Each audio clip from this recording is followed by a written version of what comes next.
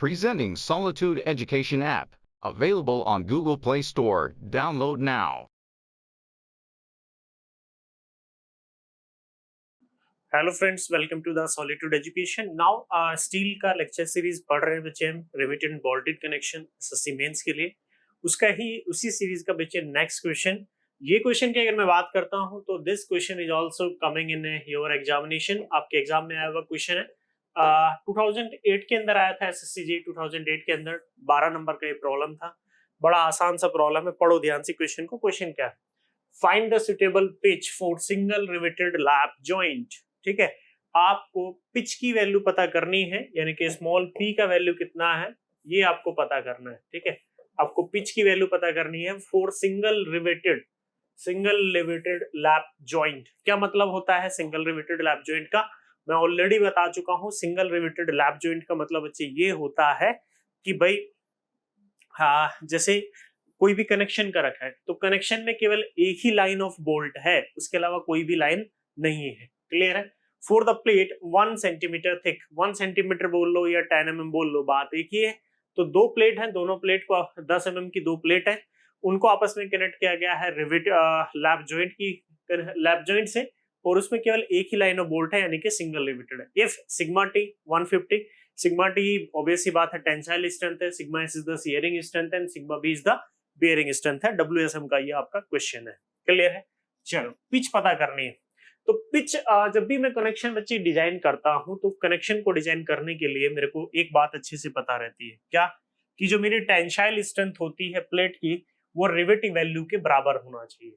अगर मुझे economical design करना है, मुझे किसी भी कनेक्शन को डिजाइन करना है, तो इसका मतलब ये है कि बच्चे इन प्लेट की जितनी भी टेंसाइल स्ट्रेंथ है वो किसके बराबर होनी चाहिए? रिवेट वैल्यू के बराबर होनी चाहिए। तब अगर ऐसा हो रहा है तो इसका मतलब मेरा डिजाइन इकोनॉमिकल है। ठीक है, तो मुझे सुटेबल पिच फाइंड करनी है, तो मैं क्या करूंगा? टेंसाइल स्ट्रेंथ निकालूंगा और उसको किसके बराबर पुट कर दूंगा? रिवेट वैल्यू के बराबर पुट कर दूंगा। क्लियर है? वहां से मेरी क्या आ जाएगी? पिच आ जाएगी। क्लियर? अभी तो मेरे को ये भी नहीं पता कि ये जो रिवेट लगी है ये कितने डायमीटर की है, ये भी नहीं पता मेरे को। उसके लिए ओनविन ने एक फॉर्मूला दिया था। नाम क्या दिया गया था बच्चे? Now Unwin formula. ठीक है, नाउ ओनविन फॉर्मूला। क्लियर है? क्या था ओनविन फॉर्मूला? सबको पता है। ओनविन फॉर्मूला था डायमीटर फाइंड आउट करने के लिए। Now diameter is that is 6.01 into square root of t. ठीक है, किस प्लेट में कितने mm का डायमीटर का बोल्ट या रिवेट लगेंगे, उसके लिए फॉर्मूला क्या था? ओनविन ने क्या दिया था? 6.01 square root of t. T क्या है? Thickness of the plate in mm। Now small t, it is coming out to be that is 6.01। now t की वैल्यू है square root of 10। now square root of 10। Clear हुआ? now square root of 10 multiply में 6.01, it is 19। जो value आ रही है यहाँ से d की, now it is of 19.005। ठीक है, तो मैं एक सुटेबल डायमीटर प्रोवाइड कर देता हूँ। नाउ प्रोवाइड कितने mm का डायमीटर प्रोवाइड करेंगे? बोल्ट, सॉरी रिवेट ले लो। Now D provided. ठीक है, now D provided it is approximately मैंने कितना ले लिया बच्चे? नाउ 20 mm ले लिया। कितना ले लिया बच्चे मैंने? Now 20 mm। क्लियर है? कितने mm की ले ली मैंने? That is of 20 mm। Clear है सभी को? चलो आगे देखो। ये थी भाई मेरा, मुझे पता चल गया कि जो मैंने रिवेट दे रखी है, रिवेट कितने डायमीटर की है? 20 mm की है। ठीक है, अब मेरे को दो बात निकालनी, रिवेट वैल्यू निकालनी है और मुझे टेंसाइल स्ट्रेंथ पता करनी है। तो अगर मैं रिवेट वैल्यू की बात करता हूं, if you are talking about the rivet value, ठीक है, रिवेट वैल्यू की बात करेंगे। नाउ ऑफ रिवेट वैल्यू, ठीक है, रिवेट वैल्यू की बात करता हूं मैं यहाँ पे। रिवेट वैल्यू क्या होती है? That is of RV. RV is the rivet value. कैसे निकालते हैं रिवेट वैल्यू को? नाउ रिवेट वैल्यू मेरे को पता है, किसी भी कनेक्शन में जो रिवेट वैल्यू होती है that is the shearing strength और बियरिंग स्ट्रेंथ। शियरिंग स्ट्रेंथ और बियरिंग स्ट्रेंथ, इन दोनों में जो मिनिमम वैल्यू होती है वही मेरी क्या होती है? रिवेटेड वैल्यू होती है। वही मेरी क्या होती है? रिवेटेड वैल्यू होती है। क्लियर है? नाउ शियरिंग स्ट्रेंथ कैसे निकालते हैं? शियरिंग स्ट्रेंथ कैसे निकालते हैं बच्चे? Now shearing strength PS is equal to N is the number of bolt. Single riveted joint है तो केवल एक ही एरिया लेना पड़ेगा, इंटू π/4 इंटू डी का स्क्वायर। ठीक है, into shearing strength that is sigma S. ऐसे निकालते हो बच्चे? अरे निकालते हो कि नहीं? चलो वैल्यूज पुट कर दो इसमें। Now shearing strength PS is equal to एक एक पिच में कितने वोल्ट है, एक ही वोल्ट की रिवेट वैल्यू निकालने, तो इनकी value 1। Now that is of pi by 4 multiply में दैट इज ऑफ 20 का square multiply sigma S. Sigma S is the shearing strength. Sigma S क्या है, शेयरिंग स्ट्रेंथ, और शेयरिंग स्ट्रेंथ कितनी दे रखी है यहाँ पे 100। शेयरिंग स्ट्रेंथ की वैल्यू बच्चे कितनी दे रखी है, that is of 100। Now the shearing strength value is given as that is 100। Clear है। Now pi by 4 multiply 20 square multiply 100। Now ये जो वैल्यू आ रही है कैलकुलेट होगी 31.416।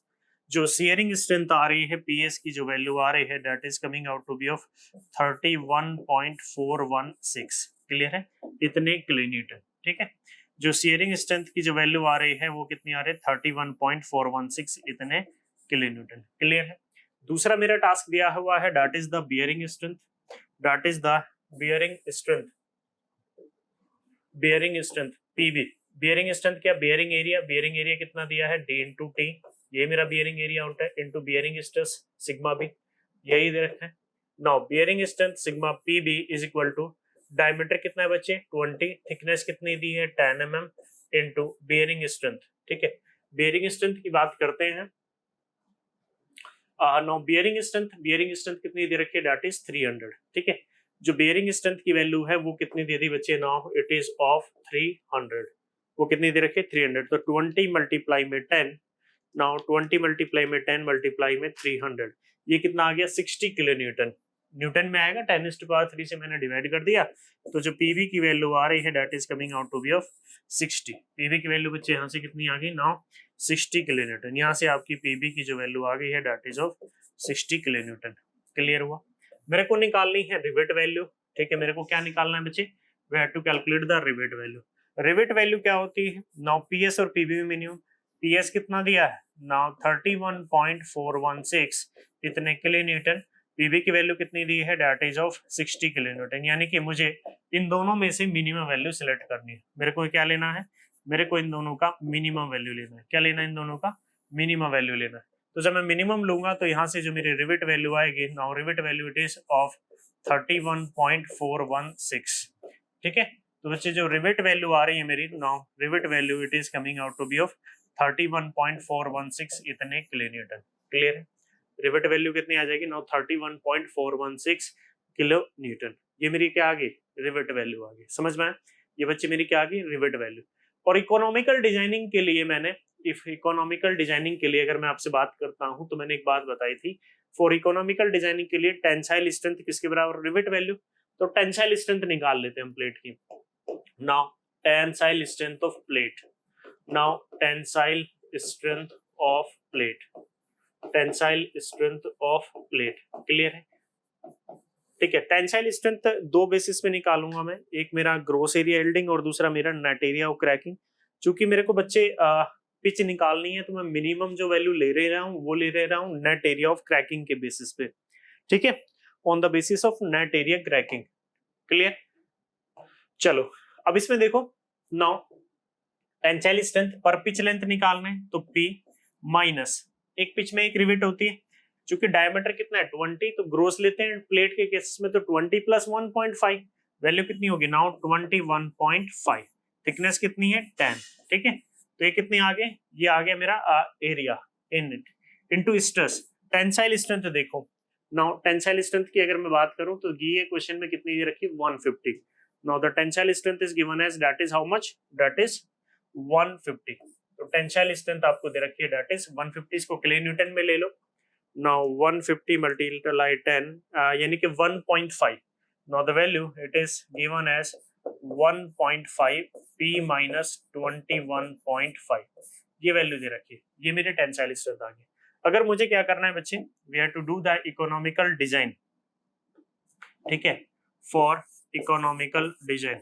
ठीक है, for economical design, for economical design. अगर मेरे को इकोनॉमिकल डिजाइन करना है तो उसके लिए मेरे को पता है कि भाई मेरी टेंसाइल स्ट्रेंथ किसके बराबर हो जानी चाहिए। Now tensile strength is equal to rivet value. Now tensile strength of plate, जो मेरे टेंसाइल स्ट्रेंथ ऑफ प्लेट होती है वो किसके बराबर होनी चाहिए, now it is equal to the rivet value. Clear है बच्चे, वो किसके बराबर होनी चाहिए, that will be equal to the rivet value. Clear.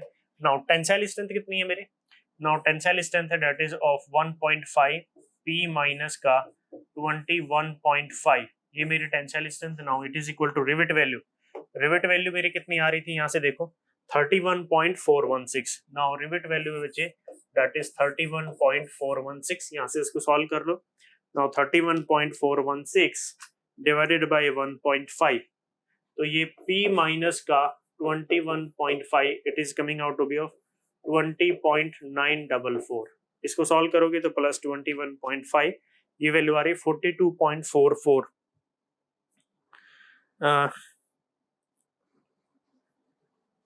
एक मिस्टेक हमने कर दी यहाँ पे। मिस्टेक क्या की है बच्चे, मिस्टेक हमने कर दी कि देखो रिवेटिंग में होता क्या है, सुनो ध्यान से। रिवेट में हमने एक प्रॉब्लम कर दी क्वेश्चन में, जब हम रिवेटिंग करते हैं, रिवेटिंग कर देते हैं पूरा प्रोसेस, तो जो रिवेट होती है ना एक्चुअली में, ये जो रिवेट है ये पूरा के पूरा जितना भी मेरा प्लेट के अंदर होल रहता है उसको कवर कर लेती है। यानी कि रिवेटिंग के बाद जो रिवेट का डायमीटर होता है वो ग्रोस डायमीटर होता है, और हमने कैलकुलेशन में क्या कर लिया, हमने कैलकुलेशन में सारा नॉमिनल डायमीटर ले लिया, तो मेरे को यहाँ पे सब क्या लेना पड़ेगा, ग्रॉस। यानी कि ये जो मेरी बच्चे कैलकुलेशन थे, इन कैलकुलेशंस में मेरे को ये वैल्यू कितनी लेनी पड़ेगी, now we have to consider the 21.5। ठीक है, ये जो वैल्यू बच्चे मेरे को लेनी पड़ेगी ये कितनी होगी, नाउ 21.5 का स्क्वायर। अब मेरे को दोबारा से चेक करना पड़ेगा अपने कैलकुलेशन, 5/4 इंटू 21 का स्क्वायर मल्टीप्लाई में 36.3, जैसे कि ये जो वैल्यू आ रही है ये आ रही है अब कितनी, नाउ 36.3 किलो न्यूटन। क्लियर है। इसी तरह से ये ध्यान नहीं दिया हम लोगों ने। नाउ इसी तरह से ये भी डायमीटर कितना होगा, ग्रोस डायमीटर, ये वैल्यू कितनी होगी, नाउ दिस वैल्यू, ये वैल्यू कितनी होगी, नाउ 21.5 मल्टीप्लाई में 10। क्लियर है। नाउ 21.5 मल्टीप्लाई में 10 मल्टीप्लाई में 364.5, तो ये वैल्यू कितनी आ रही है, ये वैल्यू आ रही है मेरी दैट इज ऑफ 64.5। क्लियर। यानी कि ये वैल्यूज भी मेरी गलत है दोनों की दोनों, ये वैल्यूज भी कितनी है, एक वैल्यू आएगी मेरी दैट इज 36.3 और दूसरी होगी दैट इज 64.5, इन दोनों का मिनिमम लेना है। तो मेरी रिवेट वैल्यू यहाँ से कितनी आती है, now rivet value is 36.3। Clear है। इन छोटी छोटी बातों का बच्चे ध्यान रखना पड़ता है, अगर हमने ऐसी बातों का ध्यान नहीं रखेंगे ऑब्वियस सी बात है हमारा आंसर गलत ही आएगा फिर। ठीक है। नाउ यहाँ पे वैल्यूज अगर मैं पुट करता हूँ, now if you putting our values, तो रिवेट वैल्यू मेरी कितनी आ गई थी, नाउ 36.3। ठीक है, तो now 36.3 divided by 1.5 it is 24.2। ठीक है, प्लस 21.5 इट इज 45.7। ठीक है, नाउ 45.7, तो यहाँ से जो पिच की वैल्यू आ गई दैट इज ऑफ 45.7 इतने mm। नाउ द पिच की जो वैल्यू आ गई 45.7 इतने mm। क्लियर है। ये आपकी किसकी वैल्यू आ गई, पिच का वैल्यू आ गया। क्लियर है। अरे आगे आपका पिच का वैल्यू 45.7 इतने mm हो गया। अरे क्लियर है, क्लियर सभी को। और वैसे भी कितना होता है मिनिमम पिच, हाँ पिच की वैल्यू कितनी लेते हैं 2.5 इंटू डी। ठीक है, डी नॉट या ग्रोस डायमीटर, तो उससे तो कम ही है ये वैल्यू। क्लियर है। तो यहाँ से बच्चे क्या आ गए आपकी, this is the minimum pitch कितनी 45.7। क्लियर है। तो देखो छोटा सा क्वेश्चन जरूर है लेकिन इसमें भी मिस्टेक होने के चांसेस थे, हम लोगों ने भी मिस्टेक की थी, तो आप ऐसी मिस्टेक नहीं करेंगे। ठीक है। देखो स्टील में मैं एक और बात आपको बताऊं, स्टील क्या है ना कि लगता कॉम्प्लिकेटेड है लेकिन कॉम्प्लिकेटेड बिल्कुल भी नहीं है, इसमें कुछ लिमिटेड चीजें हैं और वही लिमिटेड चीजें हमें पढ़नी रहती हैं। ठीक है, आप अननेसेसरी प्लेट गर्डर का डिजाइन करने लग जाओ, गैनेटरी गर्डर का डिजाइन करने लग जाओ, तो उन चीजों से बच्चे कोई फायदा नहीं होगा, आपको वो क्वेश्चंस करने की जरूरत है ही नहीं बिल्कुल भी। आपको मैं जितना बता रहा हूँ स्टील के अंदर उतना कर लो, आपका एग्जाम में क्वेश्चन हो जाएगा, क्वेश्चन नहीं छूटेगा बिल्कुल भी। ठीक है, बहुत इजी इजी क्वेश्चन आते हैं। ठीक है, आगे भी पढ़ेंगे हम, जब असेंट्रिक कनेक्शन के बारे में पढ़ेंगे तो वहां से भी एक अच्छा क्वेश्चन बनता है, वो सारी चीजें हम पढ़ेंगे ध्यान से। क्लियर है बच्चे। चलो आप इसको ना नोट कर लो, you have to note down this, ये वाला पोर्शन नोट कर लो, and after that you have to note down this, and lastly you have to note down this. ठीक है, चलो बाकी वीडियो के डिस्क्रिप्शन में लिंक मिला होगा, टेलीग्राम का व्हाट्सएप का ज्वाइन कर लेना, ये सॉल्यूशन उस पर सेंड भी कर देना। और अगर चैनल पे बच्चे नए आए हो तो चैनल को सब्सक्राइब भी कर लेना, आपको नई नई अपडेट्स मिलते रहेंगे। क्लियर है। ओके, थैंक यू, मिलते हैं अपने नेक्स्ट लेक्चर के अंदर।